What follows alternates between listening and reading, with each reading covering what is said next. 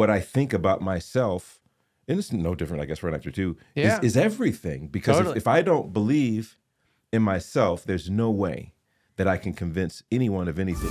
Welcome to Get Scene Unscripted. I'm your host, Jesse Malinowski. We are going to dive into acting insights, meet industry pros, and master the business. Don't forget to subscribe and share. We're keeping you behind the scenes and ahead of the game. Hey everyone, welcome back to Get Scene Unscripted. I'm your host, Jesse Malinowski. If you haven't subscribed already, make sure you do. If this is your first time tuning in, welcome. And if you're coming back, thank you so much for making this podcast and this show a normal part of your journey. I really appreciate it. And I love that we are impacting you in a really special and positive way. Before we get started with our incredible guest today, I want to read, today it's actually an email that we got, and I just had to give a shout out to Britt George. Thank you so much for sending this email. He says, "Hello, Jesse. Hope this email finds you well. Wanted to go ahead and congratulate you on your success. Years ago, I was visiting Orlando. You were my waiter at Spice Restaurant. And even back then, I could tell that you had contagious go-getter attitude and would no doubt achieve great things." He says a bunch of other stuff and says how he watches the podcast and he watches every episode and really loves it and is inspired by it. I absolutely love hearing from the different people, especially Mark Fincannon. So shout out to Mark Fincannon. If you haven't watched that episode, go do it. And thank you, Britt, so much for sharing that. And today we got writer, director in the house, Booker T. Mattison. What's up, bro? I'm happy to be here. I'm excited. As you know, I call you Malinowski. Yeah. You know, and because I think it's a great last name. So I'm excited to be here and looking forward to your questions. Thank you, man. Thank you. And you guys will learn very soon. So Booker, we worked together on a BET film that he wrote and directed called Sound of Christmas, and working on a bunch of other stuff too that I want to talk about. But I just read that email. You have any like fun stories like that of like you were a waiter and now you're the big director? Like where was like your hustle job or something?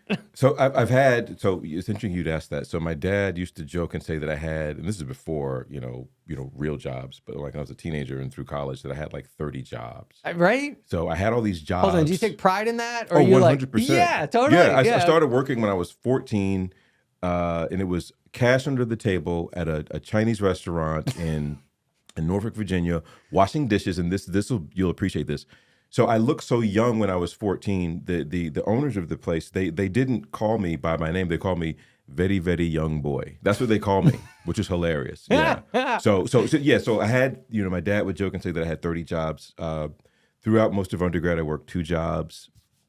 So that does make me feel very proud. And I do believe, because of the crazy hours that we work, I think that type of dedication and work ethic prepared me for being on set 12, 14, 16 hours a day. 100%. When you said you had like 30 some odd jobs, was it because you got fired a bunch like me? No. I got fired a bunch. Yeah,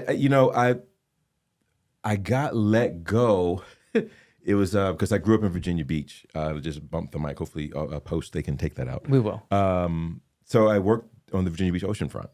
And this was another job where I think my brother, or maybe two of my older brothers, were working there.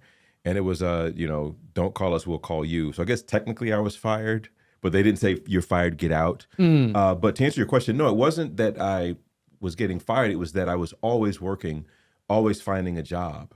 And it wasn't that I felt like I was a hard worker per se, even though I always have been one. I didn't think of myself as a hard worker.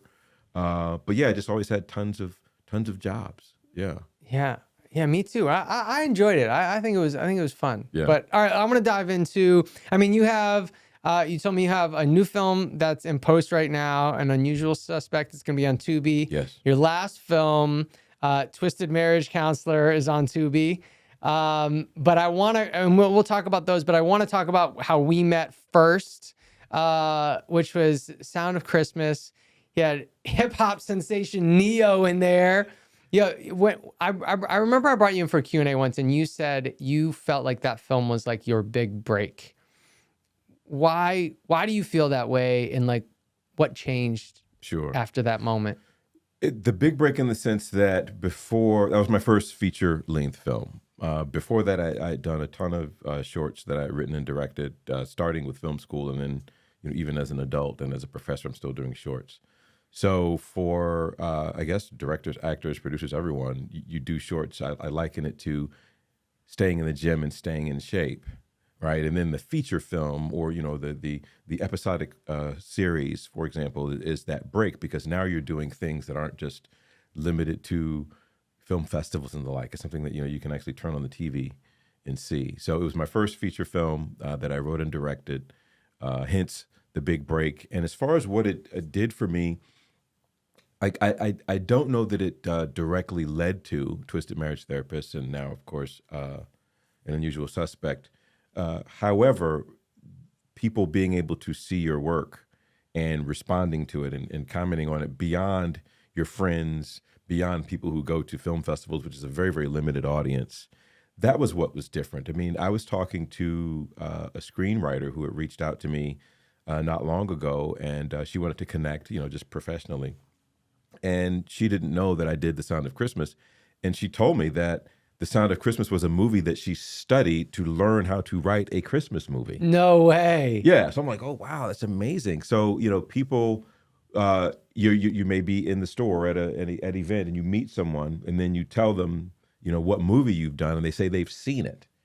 So, that's very, very different than when you're doing short films, because, a whole lot of people don't see your work. So people seeing your work, being reviewed in the New York Times positively, all of those things, I guess, it's a validation more than anything. Perhaps it'll lead to some work one day. I don't know that it necessarily has, but the validation is important, especially whenever you go so long. In my case, it was from film school to my first feature film was 22 years. Wow. Which is an incredibly long time. And so I went to NYU Film School, and when we were in orientation the first week, they told us, because this is all these arrogant people who plan to take over the cinematic world. Yeah, totally. I was one of them. They said that on average, and this is NYU Film School, that on average it's 7 years after you graduate before you make your first feature. And I'm saying to myself, 7 years? No way it's going to take me 7 years. Lo and behold, it was 22 years. So Damn. The validation was huge. The opportunity was great. Because, in those 22 years, you go through peaks and valleys and moments of doubt, and you're wondering, okay, do I need to throw in the towel for this? Is this ever going to really happen for me? So personally, it was huge, and it kind of reinvigorated my commitment to doing the things that I continue to do now. Hell yeah. I mean, well, first, I want to make sure that you hear this. I'm sure you've already heard it, but congratulations. Thank you. Seriously, man, because, Appreciate it. I mean, and I really want to congratulate you on your, tenacious determination. I mean, God, that's incredible. Can you talk about that 22-year journey a little bit? Yeah. Because I mean, you're not the only one, right? That has a long, didn't quote unquote get that big break for many, many years. There's lots of stories like that. How'd you stick with it? How did you say, I'm not going to give up? Mm-hmm. If I sat here and told you that I never did, I would be lying. There were many times where I was like, I'm done. I'm over it. But invariably, you're a creative, so you know this. What do you do when the idea comes? What do you do when it may not be your big break, but it's an opportunity? What is you don't say no. Yeah. It's on those moments where you're at your lowest point. I'll get an idea, for a script for a short, and I was doing work, write for hire work before I was writing and directing. But even that is it's very different when you're writing a script. Someone pays you to write a script and then they go off and do it. Or even if it doesn't get made, it's still not your picture, so to speak. So it was challenging many, many times. And even I'm a full-time professor now. I have tenure and all that, and it's great. But even being a professor was something that I did as a result of having to take care of a wife and kids. My wife was a stay-at-home mom, and a decision that she made and that we that I agreed with, and she stayed home and raised the kids. So I had to do something to take care of my my kids and my wife and pay the bills, and that's how I wound up being an academic. And fortunately they dovetail. I mean, I teach directing and screenwriting, so it's not like I'm teaching finance and then trying to direct on the side. So it's doing things like teaching. I was a census. I did the census once. You're going out and interviewing people for the census. I tried to park cars. I'm still living in New York. This is a funny story. So I'm going around trying to get a job. And so job number 21. Yeah, job number 6,843. So the guy, I saw, hey, we need a parking. People who parks the cars in the parking garage. So I go in. Hey, I want to apply for the job. He's like, have you ever parked cars? And at this point, I'm probably 30-something years old. So I'm trying to say that I've been driving for however many years. I couldn't even get it out. Have you ever parked cars? Well, I used to. Have you ever parked cars? And finally I said, no. So they're like, well, get out of here. Oh, no. Then. So it was challenging. It really was. So in those 22 years, I did a lot, to keep the bills paid, to keep myself encouraged. And, those moments that I quit, there was always something that came along that kept me in the game. And one thing that I tell my students, and I'll share it here, is as long as, at least in my case, as a writer-director, as long as I'm writing, I'm in the game because I have something either to sell or something that will keep me in shape and keep me prepared, if it's short-form content for when the bigger opportunity comes. Man, that's so great. And how did you, I feel like you kind of just said it, but I was just going to say, like, how did you not get sidetracked? Okay, I feel like, some people will be like, oh, you went, you had to provide for your family, you became professor. So like now you're just doing that. Mm-hmm. How did you still keep your eye on that long-term goal that you thought was going to happen in less than 7, right? And triple that. Like, how did you continue to be like, nope, we're still going. Mm-hmm. We're still after this. Yes. And like not feel like a failure. Sure. Like just be like, no, I'm still going after it. I carried the mantle of failure for years. And when you talk about what the Sound of Christmas do, the mantle of failure did lift. And people, they would always talk about, because, again, I was doing very well as a professor, I was doing very well taking care of my family and that kind of a thing. And, so people would wonder, well, what's your problem, right? You're doing great. And I likened it to, if I went to say like, well, where I teach, the University of Georgia, it's a football factory. You go to University of Georgia, you star there, and, you're on the football team to do what? To make it into the NFL. So if you're a star at UGA playing football and you never play in the NFL, that's going to weigh on you. That's going to you can get out and get a great job and be doing well for your family, but you want it to make it to the NFL. Yeah. And that's what I liken it to. But getting back to your question, I'm a person of faith, and I firmly believe that my steps were ordered, because even when I was doing radio sales, for an example. This was job 47. Yeah. I was still in New York doing radio sales, and I'll never forget my sales manager. So he was doing the ad on the radio station that I listened to, and he came on. Yeah, we need salespeople, and no experience required. And this is when I was still freelancing. So you know how freelancing is. So I'm like, okay, let me take this job because I need to get some money coming in. And he told me, because, when I submitted my resume, he saw I did the short films, went to NYU Film School and all this stuff. But he told me that you're not going to be successful here if you're just here waiting for your big break. So I actually turned off the whole filmmaker thing. I'm like, okay, I'm going to be here. I'm going to be successful. And I was successful. But those 22 months of selling, writing copy, and developing campaigns for companies was as valuable for my development as a filmmaker as film school, because film school taught me how to create a production. Selling radio advertising for 2 years taught me how to sell, which, as you know, we're pitching, we're selling constantly. So even whenever I thought I wasn't on the trajectory, even when I consciously said, okay, I'm not a filmmaker, I'm going to be a successful salesperson so I can take care of my family, even that was a part of my journey, which I only realized later. Hindsight is 20/20. So I can't say that I had some grand vision and some strong plan. I did at times, but there were other times where I quit, still other times where I thought that I was done, but in fact, the thing that I was doing was still helping me. Even, okay, that's such a good example, such a good point. This will blow you away. So my first job teaching, I was actually teaching literary criticism. And, my MFA, my Master of Fine Arts, is in film and television production. Lo and behold, me teaching literary criticism was preparing me to be a novelist, which I've written and published 2 novels. But I didn't know that at the time. So all of these things were working together for my good and contributed to everything that I'm doing right now. Get Scene Studios was founded in helping connect actors with industry pros. We bring in the top Southeast agents and casting directors to really help you get seen by the people that matter. And we really focus this on 2 different ways, everyone. In one of our signature in-person classes or workshops called the Get Seen 360, you get to have a self-tape evaluated, then you get to work on the callback, and then you also work on a cold read. You spend 5 hours with an industry pro in the Get Seen 360. And then for our online class, and this signature workshop we have is called the Perfect Submission.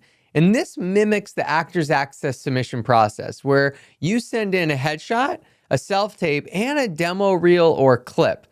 And so this is an incredible way to really get feedback on what that submission is looking like. And so everyone, as a thank you for listening, every single month, we're going to choose one winner, and you get to choose one of these classes. Any class that you want will be absolutely free, and this will be our way of saying thank you so much.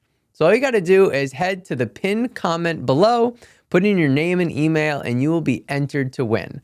All you got to do is put in your email one time, and you will live there forever, which means if you submit this month, you could win 3 months from now, 4 months from now. So go ahead and head to that pinned comment now, and good luck. And I think you got to know that, right? Like what you're doing, you can utilize in the future to benefit you. Like there are lessons constantly. Yes. You said something interesting though, that you're like, the big break, like what it did for you was really, at the end of the day, and correct me if I'm wrong, but like really just give you validation. Absolutely. So how do you think, because it's like validation is like literally, like it's not really anything. Mm-hmm. Do you know what I mean? And like I'm always so focused on trying to help people get out of their own way. Like we create these roadblocks, right? Mm-hmm. And I'm like, I'm just thinking how like this validation thing, it's great, Mm-hmm. right? I think we all want it. But at the end of the day, it doesn't really mean anything. It's not like the connection. Mm-hmm. It's not like something you had to learn. Like it wasn't like the distribution deal. It wasn't any of that. It was literally just like, yay, finally someone saw something I did. Right. So like, how do you think we can level up without that validation? That's a tough question because, it's ethereal. So technically, scientifically, mathematically, philosophically, it means nothing. Right. But it means everything precisely because, in the same way that, your body is your instrument as an actor, my what I think about myself, and it's no different, I guess, for an actor too, is everything. Because Totally. if I don't believe in myself, there's no way that I can convince anyone of anything. And here's something else that I tell my students, my directing students at least, that the 2 most important tools that you need to have to be a director is pre-visualization, the ability to see the whole project before it happens, and communication, neither of which is technical at all. Right. But I can't even do that if I don't believe in myself. If I'm feeling like, well, why am I doing this? What's the point? And there's this psychological concept called learned helplessness, where after so much failure, rejection, and disappointment, you begin to project that and anticipate that, and I call it forecasting gloom and doom. And that doesn't help you at all as an artist, no matter what type of artist that you are. So it's nothing, but it's everything. So how do we do it without the validation? I don't know, because even, people talk about for the love of the art and, don't do it for the recognition. I think that's vapid. I think that's as crazy as overly looking for validation and approval. I think it's a delicate balancing act, because in anything that you do, you look for validation. You look for this notion that you're not an imposter and you're not a failure. How do you do anything if you feel like an imposter and a failure? I know you're asking me the questions, No. but I'm bouncing it back because Yes. I don't know how you can do this without validation. And I think even as a teacher, and you're a teacher as well, I know maybe 3 years ago, I dialed back the amount of instruction that I was giving and replaced that with encouragement. And my students took off. Yes. Because they needed that what? Validation. But you know what? You know what I think it is, though? Because you're like, I don't think it can happen without the validation. But I'm like, well, what is the validation? And you're like, it really just comes down to it instilled a belief in yourself.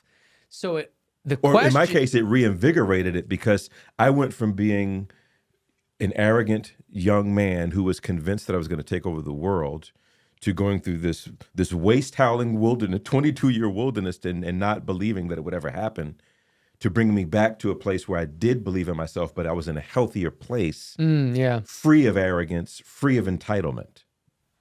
So yes, you're so right. One, you have that arrogance and entitlement, that's going to hold you back.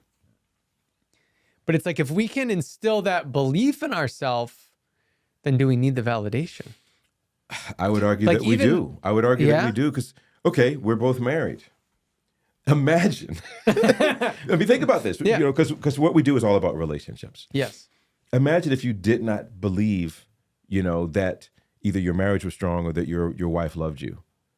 It would haunt you and drive you crazy and cloud every interaction that you had with her and really your life, because that's your partner. Yes. So I think that it's less about the absence of the need for the validation and more about healthy validation. And I believe that we do that. I mean, I have kids. I have 4 kids. And, in those formative years, we give kids validation. We use that to encourage them to go ahead and take that extra step when they're stumbling along and, holding on to the couch. So I think it's a human need. But I think that we pervert that, especially now in the look at me culture, in the post, in the selfie culture. We pervert that and it becomes the thing that it's so perverse that the pendulum swings the other way. And it's like, hey, we don't need that, when in fact we do, but in a healthy way that benefits both the individual and the person who is giving it to you, so long as they're giving it to you in a way that is genuine, authentic, and true. And I think that has so much to do then with surrounding yourself with a good group of people, good mentors and leaders, right? Like you talked about how you started really pushing that onto your students instead of the curriculum aspect of it, that encouragement, and then they thrived. So I guess my point is it doesn't have to be the big break feature film, right? Like it doesn't have to be that. We can get it in other ways. We can. And me specifically, the fact that, I went to film school not to make shorts. I went to film school to make really theatrical features, movies that are in the theaters, and again, I'm not knocking, all 3 of my features are on streamers, not knocking streaming at all. Well, that's only because streaming came in hard. Right. When you were in NYU, still, that didn't even exist. It didn't, but that goal has not changed. And even the horror script that I'm writing now, I'm writing that, for theatrical release. Of course, I'm writing it on spec. I have to sell it and that's to get picked up by a studio. But that goal of mine hasn't changed. So perhaps for someone else, it doesn't have to be a feature-length film. But for me, that's a goal that has not been shaken and has been reinvigorated, right, because of what happened with The Sound of Christmas. Because again, there were moments and times where I really doubted that it was ever going to happen for me. Yeah. So after Sound of Christmas, you moved to, well, by the way, these 2 films are totally different, Twisted Marriage Therapist and Sound of Christmas. Yeah. How do you, I'm not a writer at all, so forgive me if I don't ask the question correctly, but like, how do you navigate writing completely different genres? That's an excellent question. And, I'll answer by first saying, people often ask me, what types of stories do I like? And my answer is good ones. And they think I'm being snarky when in fact I'm not. Oh no. So, So the actor side of that right. is what stuff do you like to act in? And the answer is stuff they'll pay me for. You know? Yes. So you get it. Yeah. Oh no, Yeah, 100%. you get it. So I'm genre agnostic, and there is research that's involved. As you know, again, there's some of the similarities to what we do. Yeah, yeah. If I'm, we did a Christmas movie together. I'm not a Christmas movie fan. It's also a musical. I'm not a fan of musicals, but of course I watched tons of them to prepare, to write, and then to direct The Sound of Christmas. So there's that research component. And even like, I teach directing and screenwriting, but even in my screenwriting class, the thing that I drill them on the most and that I want them to take away is an understanding of structure.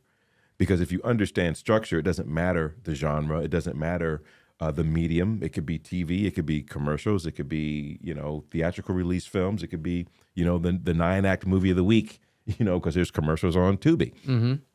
If you understand structure, then you're straight. So it's not a difficult for me because most everyone watches a multiplicity of genres. Perhaps you favor one, but we all watch all kinds of genres of film. So there's the research component, and then understanding story, and being able to craft a good story independent of genre. I like that I did a Christmas movie, this wholesome, family Christmas movie, and then I go to this very sexy psychological thriller, and now I'm doing a very dark legal thriller, and now I'm writing a horror movie. I like that because it showcases that I can do pretty much anything, because I don't want to get pigeonholed. And some of my director friends, and writer friends, they are pigeonholed because they'll see success as, in a particular genre, then everyone wants to come to them and they do that with actors too. Totally, yeah. And then I'm sure you I don't want to play the same character over and over and over again. I'm not there yet. I'm like, you just want to keep hiring me as rookie cop? I'm in. I'm in there, right. And look, that speaks to how young you look. And it's like, I can still be the rookie cop. Yeah. I've been doing this for a while. Yeah. I'm like, I'll keep doing it. Heck yeah. Okay, that's awesome. Yeah. You watch Twisted Marriage Therapist in 90 seconds. You're like, oh, damn. This is not The Sound of Christmas. No. And my kids shield their eyes. So yes. Yes.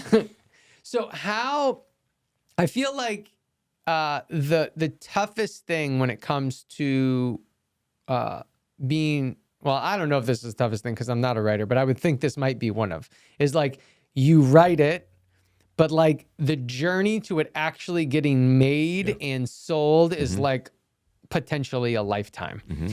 How do you, or how have you, because you've already done it, and honestly, I just want to know. Sure. Because I want to learn from it, Yeah. selfishly.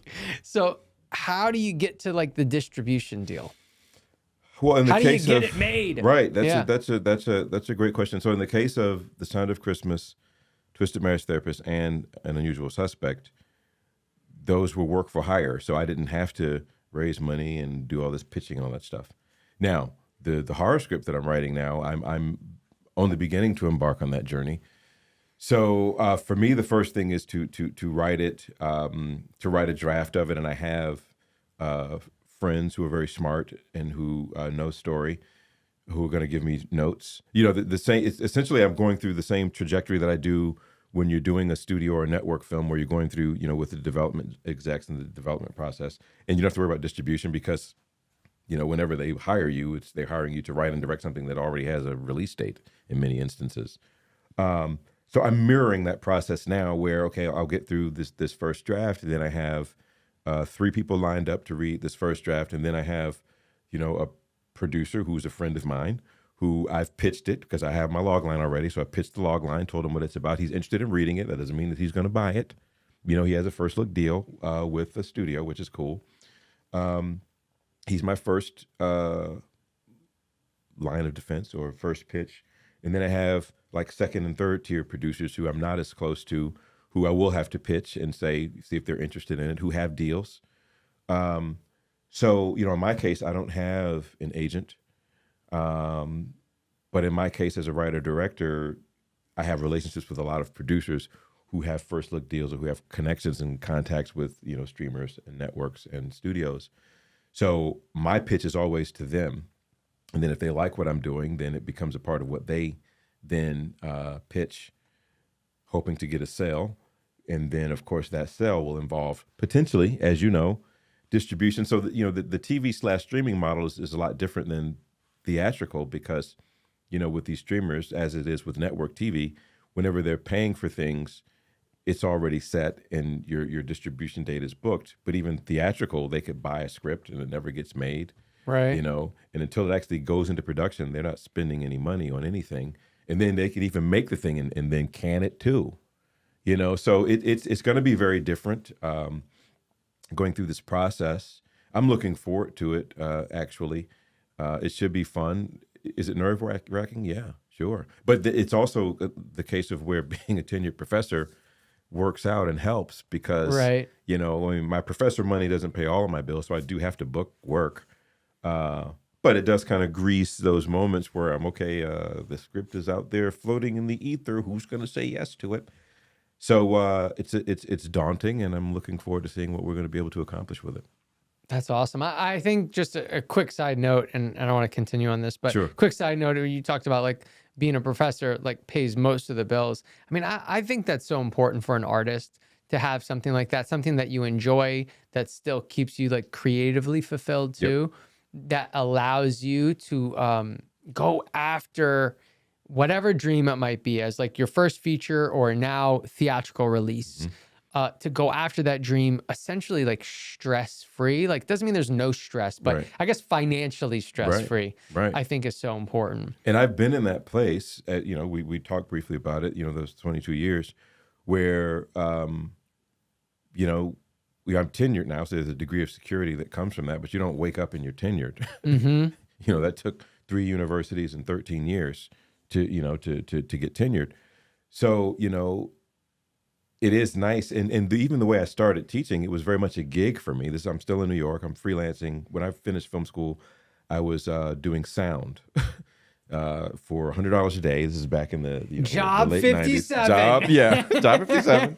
Heinz 57. That'll be a sponsor for your next episode.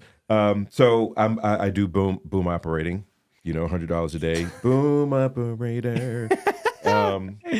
So a friend of mine, again, it's not what you know, but who you know, she said, hey, she was friends with the dean at the College of New Rochelle, and they were looking for someone this literary criticism course.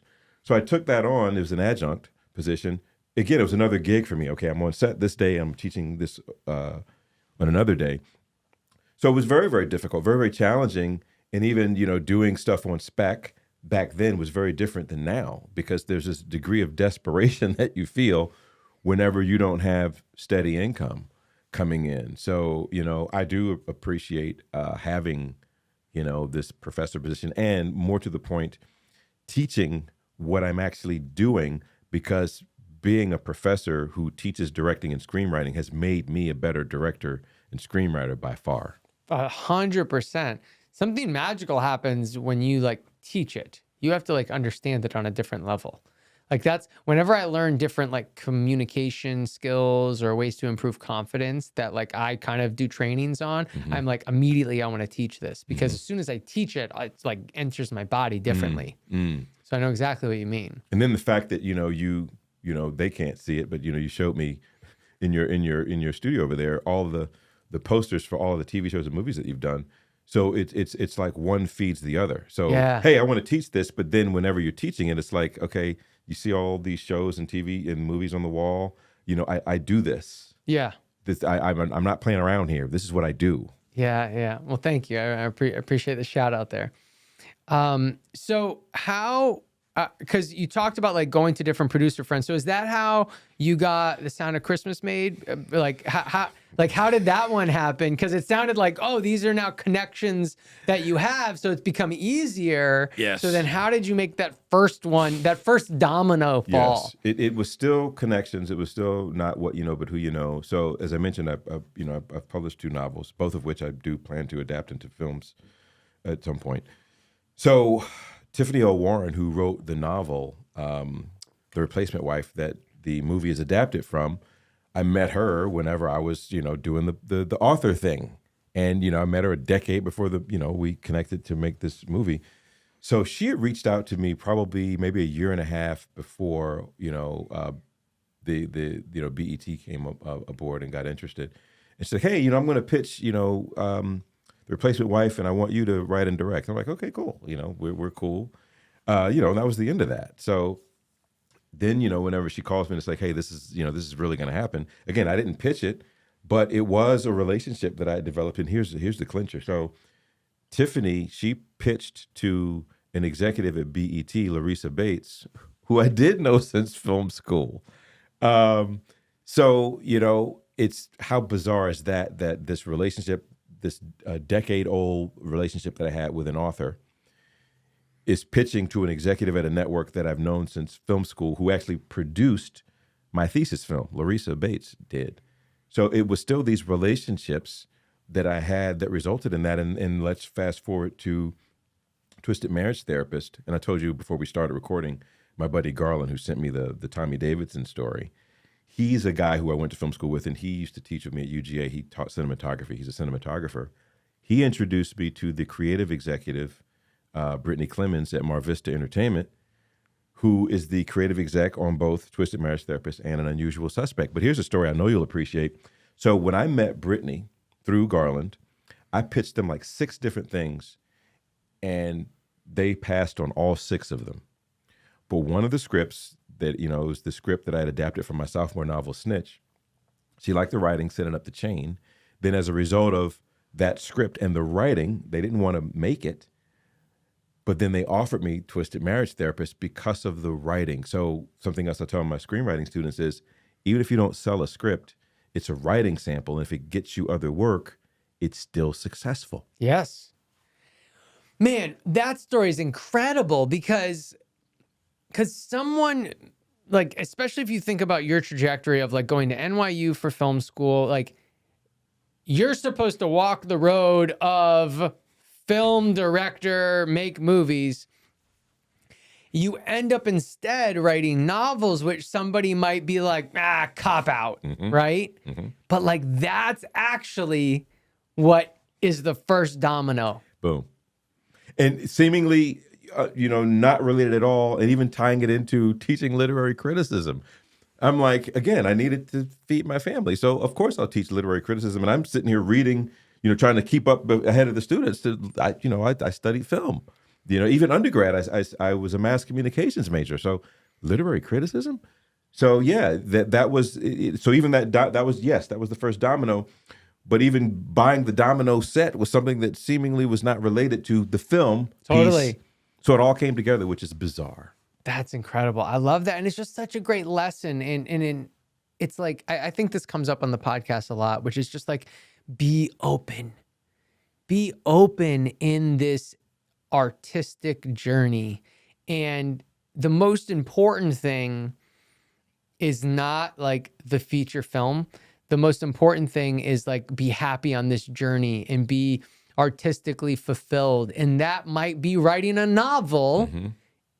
And who knows what that novel then leads to 10 years down the line. Right. Or that connection because you did that. Or like, I just love that so much, being open. Yeah. Yeah. And and as I think about it, as you're talking, I'm like, wow. So in the same way that I pitch 6 different ideas that Mar Vista says no to, but then because of the writing of one script that they don't want to buy or make, right, I booked something. But to your point, so I wrote a novel that still hasn't gotten made. Well, 2 of them actually, but a person who I met on the book circuit, I wound up adapting her novel. You're right. That's amazing. Yep. And when you think about it, because one of those novels for sure is getting adapted. So it's just like you have the experience of like, yeah, I already did this. And they're like, all right, well, he did already do it, which says a lot, right? They're going to trust you so much more. Absolutely. All right, so I want to jump to your future goal and future achievement. I'm just going to put it out there. Sure. I'm going to forecast your future for you. What happens if you write this script and a studio buys it, but they don't want you to direct it? Do you Sylvester Stallone it, or do you say, well, this is this is a step. This is a step in the right direction. So I'm going for it. How do you deal with that like halfway accomplishment? Sure.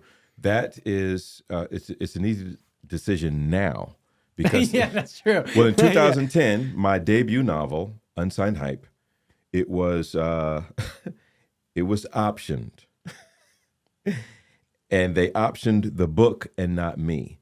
So that it was very, very difficult for me because my wife and I, we had to discuss, we had to pray. It's like, what do I do? Because hey, I wrote this thing to make it into a movie. It was very difficult then in 2010, but now it would be very easy for me to release it and let it go and take that check. Right? Because and then it's going to make it easier for me to book the next one. Right. So it would be very easy for me to and even doing right for hire stuff before I was even directing it, and stuff that you write it and you're not in any way attached to it at all. Those things, again, you don't think those things are impacting you, but they do. It would be very easy for me to make that decision now. And I was talking to a friend of mine, was it yesterday or the day before? And she was asking the very same question. It's like, well, if I'm not going to own the IP, then, I don't want to do it. And I'm saying there, so if you sell to Netflix, you don't own the IP. If you sell to Universal, you don't own the IP. I mean, of course, you get residuals if it does well and that kind of a thing. But it's like you don't own the IP unless you're working in an independent space and licensing things. Right. And the math is very different for that than if you're selling something to Universal or Netflix. So it would be very easy for me to do that now. You know what's so interesting about that is I immediately connected it to what an actor kind of goes through, which an actor a lot of times, we'll just take the show like Will Trent as an example. Like a very small, let's say like one-line role on Will Trent. I feel like a lot of actors are like, oh, I don't want to just do one line. I want the bigger role, right? And then now that like I'm more experienced, I look at it and I'm like, kind of same thing, like take that check, take the credit. Not because I'm like, God, I need the money so bad. I'm just like, I've never heard of like a credit hurting me. Do you know what I mean? So, okay. Repeat that. Can you repeat that again? I've never heard of a credit hurting me. Right? That's why does I don't know how long it took you to get to that place, but I'm asking myself, why does it take people so long to get to that place? It's this whole thing, well, mine, I have to have it, I think it's this whole auteur, this notion of being the auteur and being looked at as the genius, or I don't know what it is, but it's like, are you kidding me? It's a credit. I think the idea is like, oh, we're gonna mess up our shot. You know what? But it's really, if you think about it, it's really a scarcity mindset.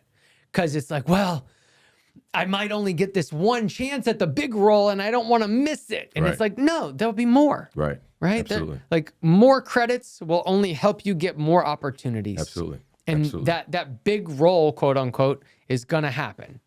That's huge. Absolutely. But it's it's your thought process exactly. Because you're like, well, maybe they didn't want me to direct this one, but if I get a script on the big screen once, it'll be easy to do it again. And especially if it's successful, it's like, come on, are you kidding? Yes. Yeah, absolutely. 100%. But I had to get to that place. Yes. Through the difficulty and the challenge and the scarcity mindset of, wait a minute, are you kidding? Because I'm still freelancing back in 2010. Right. No, you can't. And then I'm like, are you kidding me? Yeah, you're like, this is my shot. Right. No. And the people who optioned it are, there's some people whose names, you recognize. I'm not gonna say because one of them is actually like, you don't want to say his name now. Oh. But the point is, these were people who were doing things, and and it didn't get made. But the point was, I think the point of that was getting to the place of what we're discussing now. It's like, dude, are you kidding me?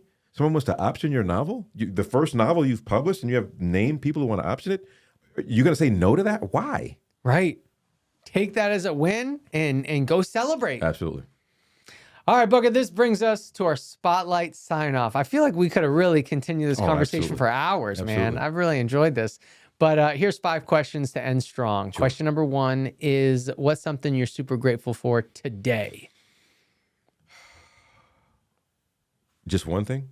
Well, I guess you could get greedy and give me a list. Yeah, I was going to give a list. All right, give a list. I'm down. Okay. I'm never going to get mad about too much gratefulness. Life and health, a family who loves me, opportunity, and relationships, even like what we're doing right here, right now. Yes. I love it. Is there is there one of those that you're like, oh, I'm glad Jesse asked this question because I'm not grateful for it enough that I brought attention to it? Since you gave me a list, I gotta hit you with a. I would say that it's actually not appreciating the journey. Because what you alluded to it, where when you're in it, you're not appreciating all of these things that you're learning and that are benefiting you because you're so locked into that thing that you want so bad. So it would have to be not appreciating the journey and even the challenges, because how many times have we, oh, well, look at that, how that dot connected. And it's like, dude, if had I enjoyed that more, I would have had maybe more hair on my head. I don't know, less gray in my beard, perhaps. Question number 2 is, what book, TV show, movie, or event changed the trajectory of your life? The Exorcist. Oh, okay. In a way that I didn't realize until I was researching for this horror script, because I didn't realize how influential that movie was on my life until I started thinking back on it. When I read the novel, I'd seen the movie, of course. Since I was a kid, there's only a few movies that I know words from and lines from and that I quote, and I've been doing that since the movie came out when I was a kid. So definitely The Exorcist. What did that do? How, like, what? Yeah. It impacted how I see the world, how I see spirituality, how I see movies, even notions of fear and darkness. So, and then of course I've always been given to dark subject matter, and the fact that I'm writing a horror script now, I did not realize how influential that story was on my life until, I'm 53 years old. So, and that movie came out, what was it, in the 70s? I was very small when that movie came out. So it's been with me my whole life, and I didn't even realize that. As a filmmaker, I mean. Right. Yeah. Wow. This is when it comes to your routine, but is there something within your daily routine, whether it be morning, evening, wherever, something within your routine that you really cherish and love? This is going to sound so bizarre. The writing routine that I have when there's a deadline and a check involved, because I'm so on it. I don't miss deadlines, but when I'm writing spec, I struggle to be as on it as I am. But when there's a check and a deadline, I don't miss deadlines. I'm sometimes I execute notes early, but I really appreciate that when I'm in the zone, because a little secret, I actually don't like writing. I like the result, and I like to write what I direct, but I don't like writing. But a check and a deadline forces me to be diligent. I feel like we all want that routine. I cherish a routine where I got a check and a deadline. But I wish I could do it without a check and a deadline. Be Right. that diligent. My 10 to 6, and then I take my 2-hour break in between. That was my writing schedule with my novels. It's my writing schedule when I'm doing work for write for hire stuff for film. Yeah. But on spec, I struggle. Yeah, no, I get it. Like when I have different events, whether they be like virtual events or in-person events, like I'm like pretty on it, but you better believe 2 weeks until I'm on it on a different level. Right. What's something you're currently trying to improve in your life right now? Exactly what we just talked about, working as hard for myself as I do for other people. Because I would be so prolific if I could write as diligently on spec as I do whenever I'm hired to write. What action are you taking to do that? I'm literally in the midst of it and failing miserably. Okay, well, I'll tell you. Okay, well, for a tangible. Well, how do you got to change your action? Well, a tangible response. Yeah. I get up and go. For those, I guess you probably have people around the country watching this. So the University of Georgia is in Athens, and we live in Metro Atlanta. So it's 52 minutes for me to get to my office. So I actually get up and go to Athens to my office to write, because it's something about getting in the car and going. Because I have an office in my house, but it's a totally different mindset whenever I'm at home. So I get up and go to my office in Athens to write, so that I can force myself to be more productive. Nice. Yeah, no, that's good. I think that's powerful. That's good action. All right. Yeah. All right, last question. We've gone over a lot of stuff that I feel like has been super powerful. But if there may be something we talked about or something we missed, if the listeners could get one piece of advice, What do you want them to get?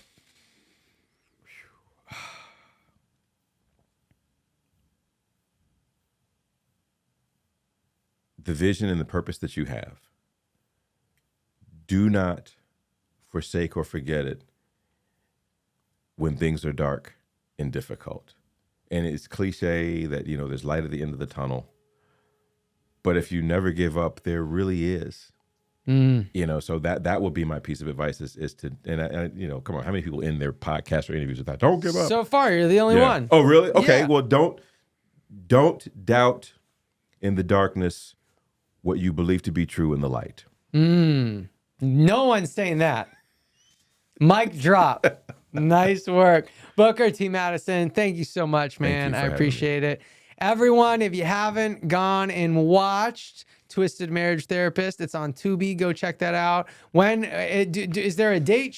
When can we expect the next one? So, An Unusual Suspect, we don't have an actual date, but it will be out this summer. I believe it's some of my best work to date, which every artist thinks that, right? Yeah. So I would say the movie's due to the network June 21st. So I suspect it'll be July or August. All right. So be on the lookout. Be on the lookout. And on Tubi. Yes. All right. Congratulations, man. Thank you for being here. Appreciate it.